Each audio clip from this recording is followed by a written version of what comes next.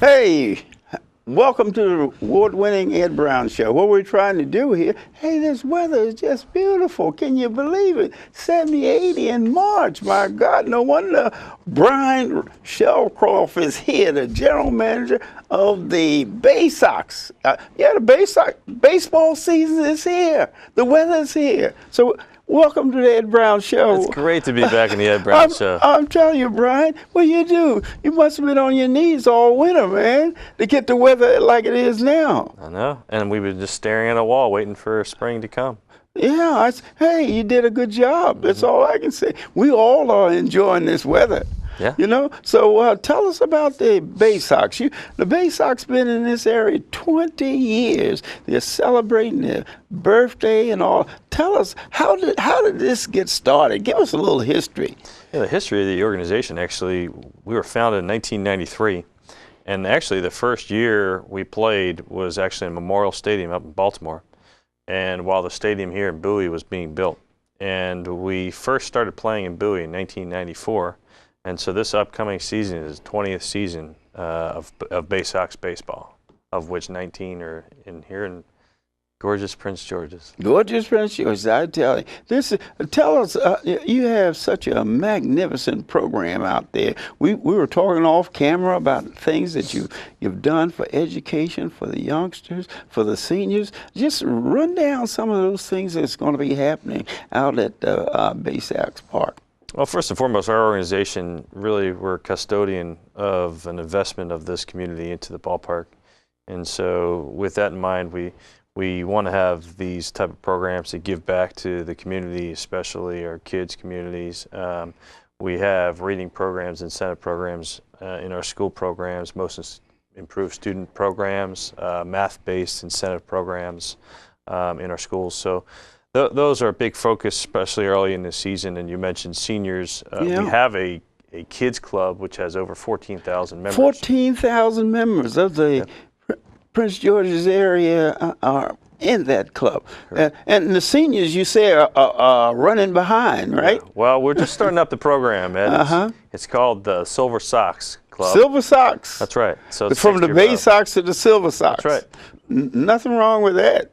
There's a group that I know, Evolutionary Elders. They be out there. That's what they like. They have their meetings there. You know, that's a good place to have a meeting. You know, have your meeting, and then you watch a good game of baseball. That's right. That's right. It's supposed to be a good community event, a place where this county and this area can get together and celebrate with the family, friends, and coworkers, things like that. And name some of those programs you were telling me about that's new. You know, the people have been going out. Now you're improving the program for the fireworks. You're working on other things. Tell us about some of these new things that are coming to Prince George's. Well, we always like to do special events where you have appearances by celebrities and things like that. And this year is no different. We have celebrities coming. We have a professional wrestler by the name of Bret the Hitman Hart, which might not mean anything to me and you, but it's very popular in a professional wrestling atmosphere.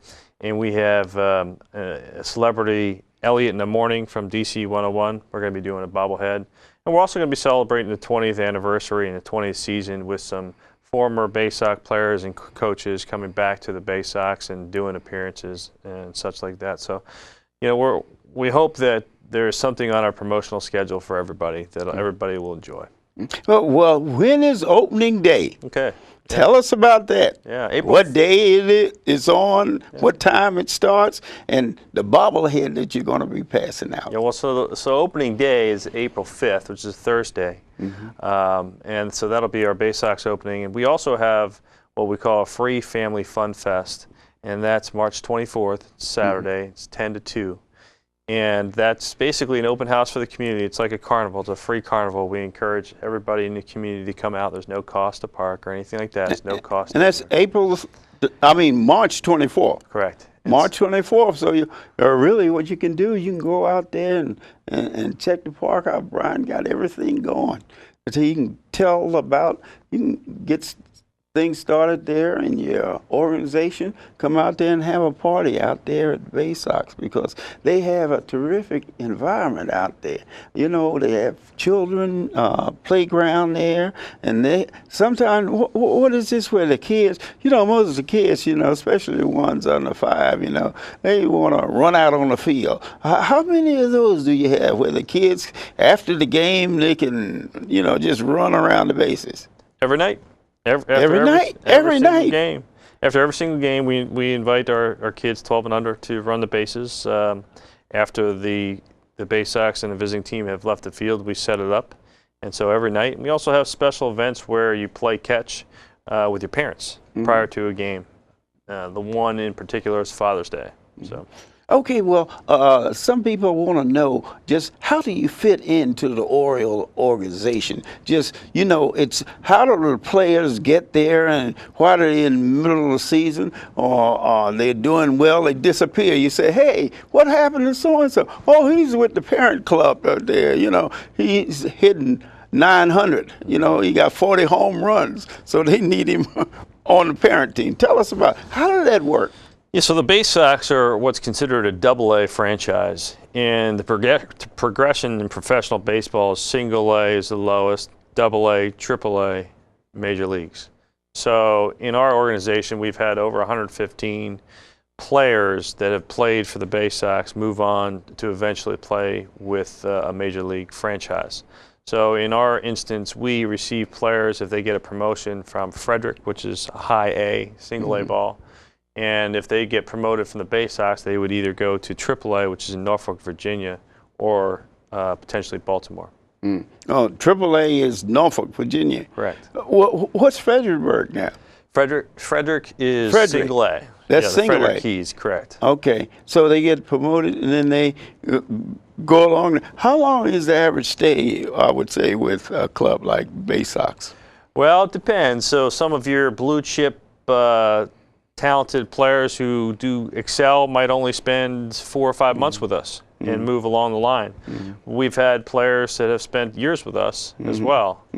The idea really is to move up or out. Prepare them for the big leagues. Name some of the players that have come through your organization the years that you've been here, that went to the majors and did very well. Well, sure. I mean, you look at the Orioles right now, Brian Roberts, Nick Markakis, Matt Wieters, all of those guys came through our organization, as well as a lot of the pitchers on the staff.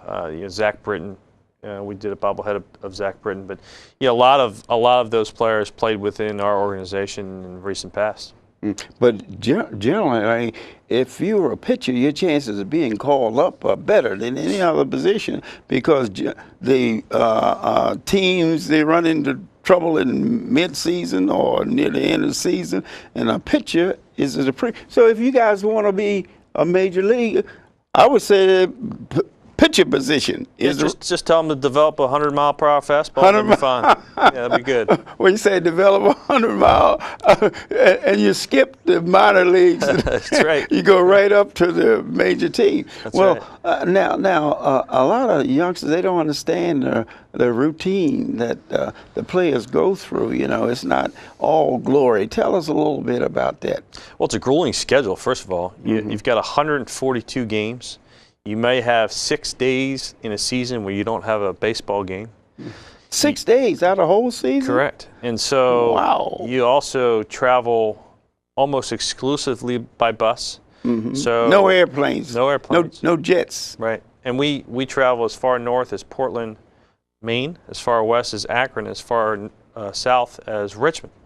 So it's a lot of time in bus. A lot of overnight stays and in hotels, so it really is not a glamorous life per se. But the idea really is that you've got an opportunity to make it to the major leagues, and that's what we hope. So that's general. Tell us some of the new programs that you're going to. We talked about it off camera. That I suggested about municipalities getting involved in a contest. One city against the other, or either they're getting involved in some of the positive things. The youngsters, they get a rap. That all of them. Problems. But there's a lot of youngsters out there need recognition. You've done a terrific job at the Board of Education with bringing the reading and writing. But there's other programs I was thinking in terms of, and like with the municipality, could compete against each other for days at the park to honor the young people. And don't forget the senior citizens, honor senior citizen too. Why not? If I live to be 90, man, you should at least let me go out and throw the ball halfway to the mound. You can do it.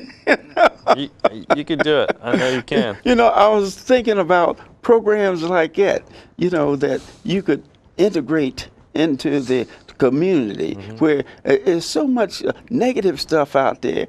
The young people and the seniors, they're still doing positive things in the community. They're mentoring. They got that evolutionary elders program where all these people are retired. You know what I mean? They have nothing to do. They big time scientists, big time mathematicians, teachers, and all of them running around. They have nothing to do.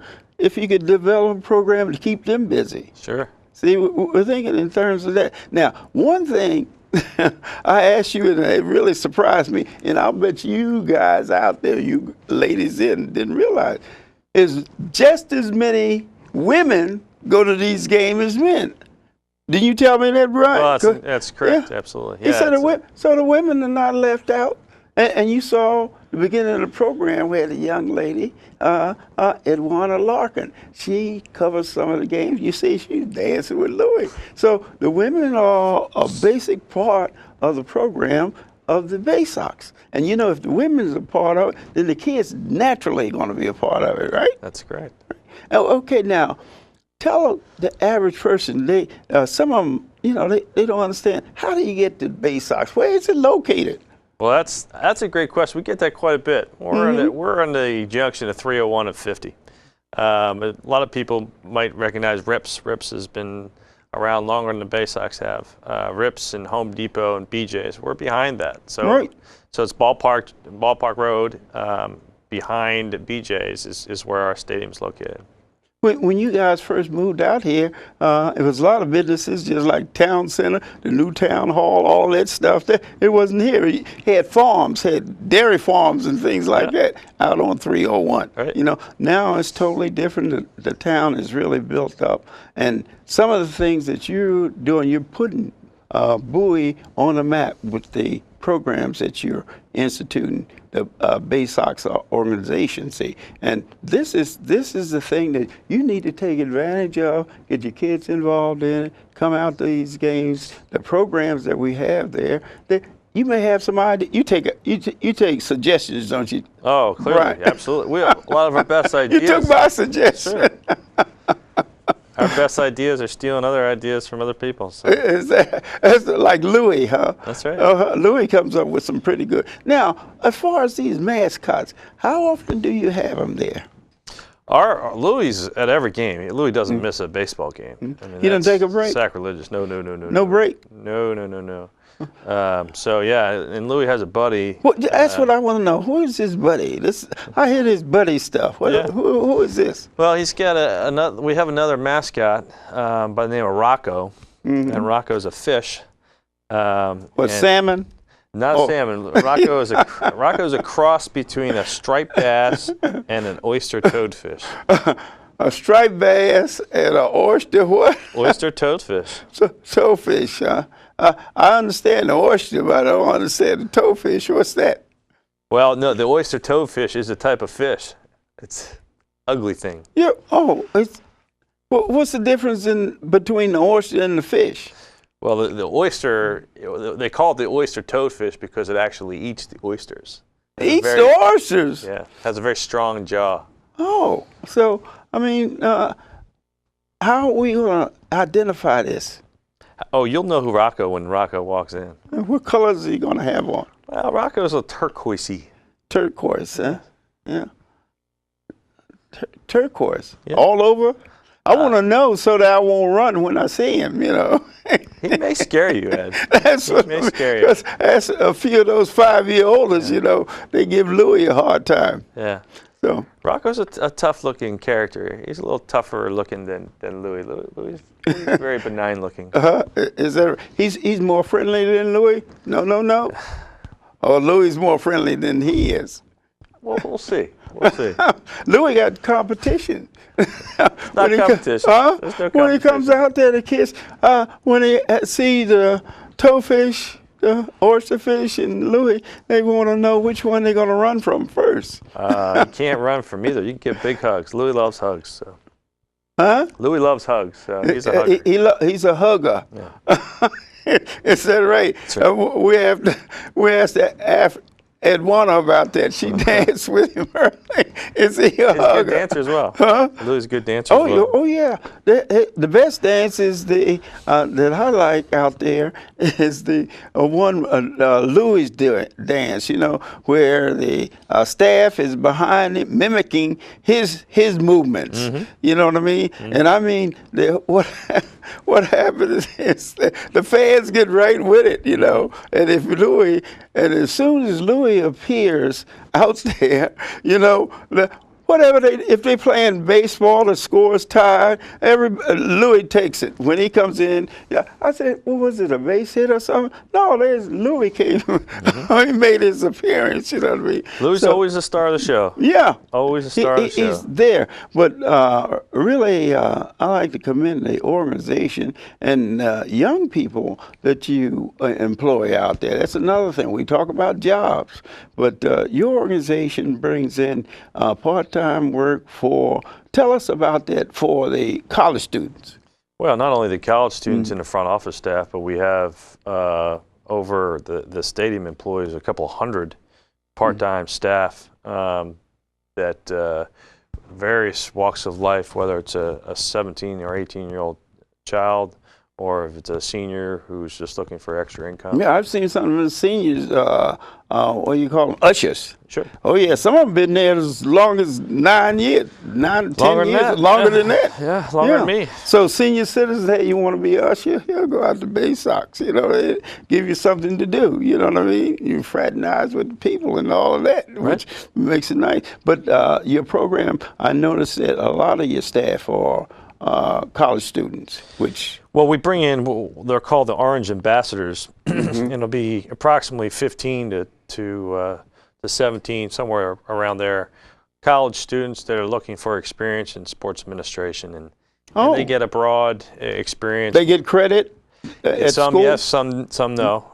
Depends on the school. Depends on the school. Yeah, but we bring them in. It's supposed to be an educational experience for the kids, and really what we want to do for them is help them determine whether this is a career path that they would enjoy or that they want to pursue. That they want to be continue to get involved. Correct. So you work with the universities on that, just like Bowie State and University of Maryland, as far as supplying these temporary positions. Correct. Okay, now what is your advice if a youngster wants to get involved in baseball? How should a parent, you know, us men, the women don't do it. We always want to guide, you know, from our experience, which was minor league, you know, but we want to, you know, guide our youngsters into sports. What do you think, a young man, and how old should a parent start teaching them? You know, that's a great question. And in this county specifically, we've got a network of boys and girls clubs throughout the county that have baseball programs. And those baseball programs start as early as 3. 3? Yeah. You mean the ladies let you take the 3? I don't believe, I have to see that. Well, the ladies not going to let you take no 3-year-old. How do you control a 3-year-old? A terrible 2. Well, I guess it's mass chaos. I haven't seen it, Ed, but I would assume it's a little bit of mass chaos. But, You know, these organizations are very well organized, and they have programs from a machine pitch to T-ball, and right on up the ranks. And you know, there's no reason for a parent to push their children into anything that they're not interested in. Certainly, no reason to be pitching when you're 12-year-old a curveball or anything like that. It just defeats the purpose. Because you really ruin your arm at that age. You're still in a growing stage. Correct. But some parents coaches know that. Some parents do. Yeah. But the coaches this day and age really are educated enough to know, you know, what is appropriate for a 10-year-old and what's not.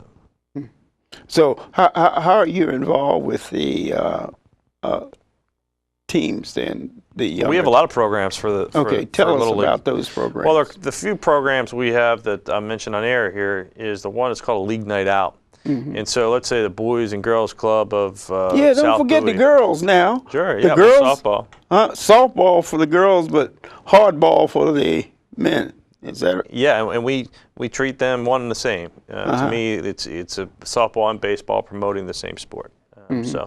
So we'll partner with them with a League Night Out where they all pick a date and go out and have a meet and greet with a player, one of our players. Oh. And we also have a program called Field of Dreams. And that's one team will actually take the field with the Baysox prior to the national anthem. So that's a special experience for them. Yeah, where they go out. I think that's thrilling for them when they call the players and then they run out with the player to the base, first base, second base, whatever. You know, but you have to earn that, right? Well, right, and there's a couple of different ways that we do it, and some leagues will do a fundraiser with us, and they'll reward the team that does the most fundraising by giving them the opportunity to take the field with the players. To take the field with the players, but there's continuous contests for each. What do you think about the idea of you working with the municipalities and the civic associations and things like that, where they present their best to the Baysox, and then whichever municipality or civic association, they would be honored at some of your games, yeah. Well, I think we talked about the Community's Heroes program, which is that's Community's Hero. Yeah, no, I think again, going back to what we discussed earlier, is really recognizing those members of our community who have given back to different facets of life. I think that's certainly important, and we like to make sure we keep our eye on the newspaper and the local events to really see who we can honor out at the Baysox in front of the peers, and also with municipalities, there might be a fundraising initiative that we could help out. We help hundreds of nonprofits, including municipalities, raise money for various multitude of different goals. So, so different.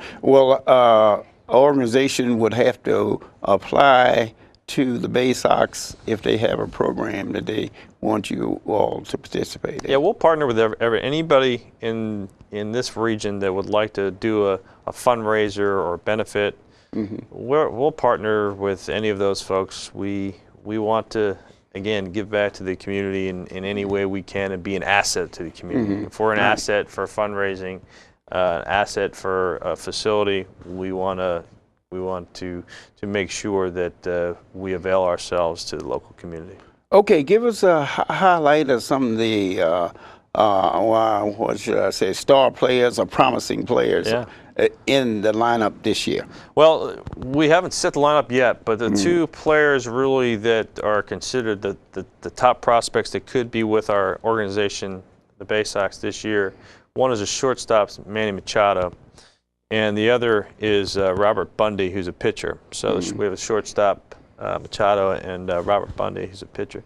Those two are really getting the buzz for the top prospects. From the top, they are. Well, what do you think? I've always heard that a left-hand pitcher is more valuable than a right-hand pitcher. Is that true? Well, it's not necessarily that they're more valuable. They're a little more rare. They're rare. So you're out there, if your kid is a right-hander, tell him, hey, start throwing left-hand if he wants to play ball, you know, because I noticed that most of the time there's a hassle over a left-hand pitcher. If he's a good left-hand pitcher, he can demand more money. Correct. Yeah, right. And they generally produce more because I think one player told me because their curveball drops more than a right-hand pitcher. Is that right? I don't know. Yeah, that would be a new one for me, Ed, but I'm going to take your word on that. I don't know. That's what I was told, you know. And I was just wondering, is this true, you know? Is that... That'd be a new one on me, Ed, but you could be right. Right. Okay, then. Well, one thing I want, once again, we're starting the 20th anniversary here in the area of the Baysox, and I want to congratulate you and your organization for all the things that you've brought to the community, starting with the youngsters, the senior citizens, and the Board of Education. I think your Board of Education program, I've seen more people out there and getting that reward of, and they get the reward from their school that they attend. Right. Is conducted by the school, and they have to earn it, and they come there just to go out on the field, and they stand in the hot sun, and they go around just to walk across from first base to third base. Right. This is positive. You don't know how that affects that child. When I stand there, I've taken pictures of them, you know, coming off of third base, you know. I had to come on first base and go around the second and then come off, and they're ready to go home then. The heck with it. But once again, like I said, I like to thank the years that you have put in. You put 9 or 10 years in there, and the personnel and everything has always been very, very, very manageable, and I've gotten reports on how they behave and get the help, especially the handicap. I noticed that the ramp that you have there, you have a special, that's what I want to do, the handicap, you have an area for the handicap too. So, hey, the opening day? April 5th, Ed. I'll see you there. April 5th, opening day. Hey, look, hey, the weather is beautiful. See you there. See you next time.